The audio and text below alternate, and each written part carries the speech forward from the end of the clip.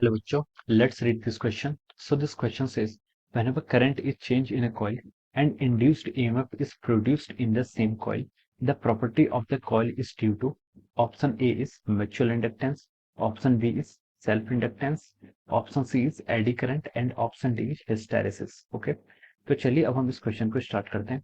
तो देखिए बच्चों, इस क्वेश्चन का की कॉन्सेप्ट आप क्या लिख सकते हैं? The key concept of this question, इस क्वेश्चन का की कॉन्सेप्ट हम लिख सकते हैं। देखिए इस क्वेश्चन का की कॉन्सेप्ट है कि आपका सेल्फ इंडक्टेंस, सेल्फ इंडक्टेंस ही इस क्वेश्चन का कि आपका की कॉन्सेप्ट है। ओके, अब देखिए सेल्फ इंडक्टेंस होता क्या है। देखिए बच्चों, सेल्फ इंडक्टेंस समझने के लिए हम यहाँ पर एक एग्जांपल लेते हैं।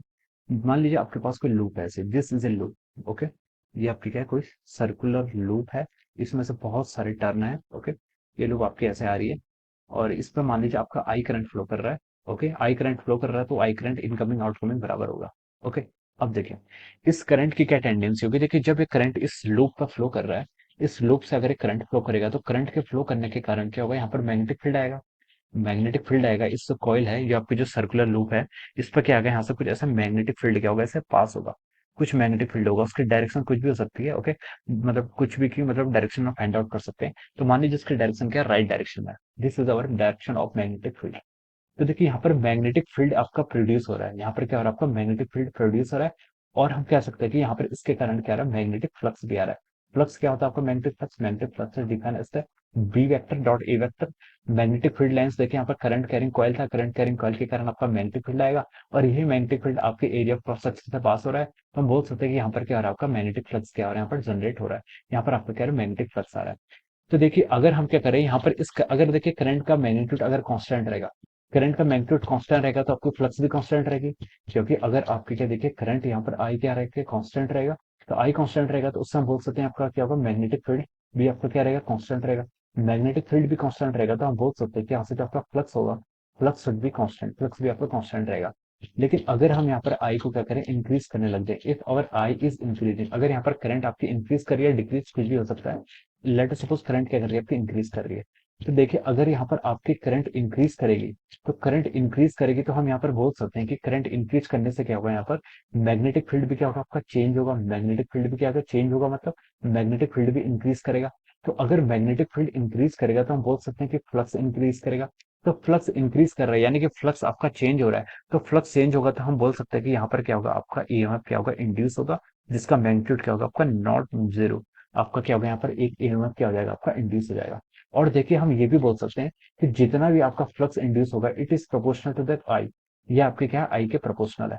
आई के प्रोपोर्शनल कैसे है, अगर आपकी करंट मान लीजिए आई है तो यहाँ पर जो उस आई से मान लीजिए यहाँ पर दो मैग्नेटिक फील्ड लाइंस पास हो रही है। अगर आई करंट फ्लो होने से यहाँ पर दो मैग्नेटिक फील्ड लाइन पास हो रही है। अगर आपने क्या कर दिया, इसको आई को आपने टू आई में कन्वर्ट कर दिया, तो हम बोल सकते हैं कि फिर यहाँ पर आपकी चार मैग्नेटिक फील्ड लाइन पास होंगी।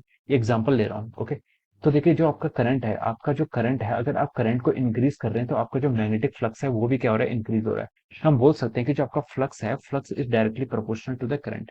करंट जितना फ्लो ही कर रहा है आपका कॉइल से, उसके प्रोपोर्शनल क्या आपका फ्लक्स है।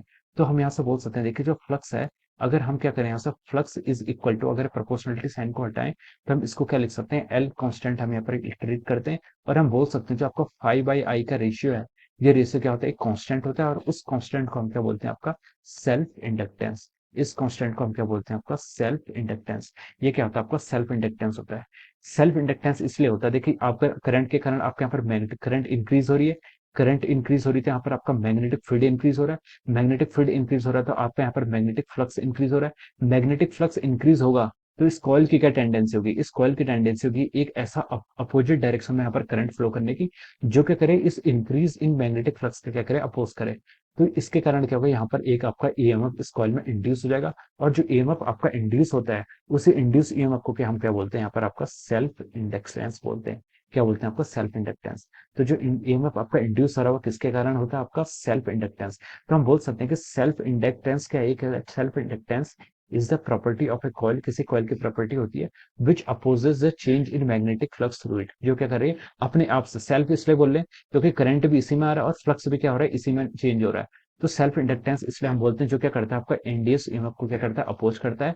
और self inductance always try that the current, जो उससे करंट फ्लो कर रहा है या फिर जो आपका मैग्नेटिक फ्लक्स फ्लो कर रहा है वो क्या करे, आपका कांस्टेंट ही आपका यहाँ पर मैग्नेटिक फ्लक्स उससे पास हो और करंट क्या हो, आपकी कांस्टेंट करंट फ्लो करे। ओके, तो this property of the coil is called self inductance. Self inductance इसलिए कह रहे हैं क्योंकि यहाँ पर उसी कॉइल का करंट है और उसी कॉइल के करंट के कारण आपके यहाँ पर मैग्नेटिक फ्लक्स क्या हो रहा है, इंक्रीज हो रहा है, इंक्रीज या डिक्रीज हो रहा है, यानी कि चेंज हो रहा है। ओके, सो यहाँ पर हमसे पूछा था कि the property of the coil is called, option A is called mutual inductance. Mutual inductance हो नहीं सकता, म्यूचुअल इंडक्टेंस आपका दो कॉइल्स के रिस्पेक्ट में होता है। सेल्फ इंडक्टेंस, ये इसका क्या आपका करेक्ट आंसर है। एडी करंट आपका हो नहीं सकता। डी आपको दिए हिस्टेरेसिस, हिस्टेरेसिस भी ये नहीं होता है। ओके, तो जो इसका करेक्ट ऑप्शन होगा इसके रिगार्डिंग हम लोग लिख सकते हैं कि option B is the correct answer of this question. Okay, option B is correct answer of this question. Okay, so I hope you all understood this concept. All the best and thank you so much.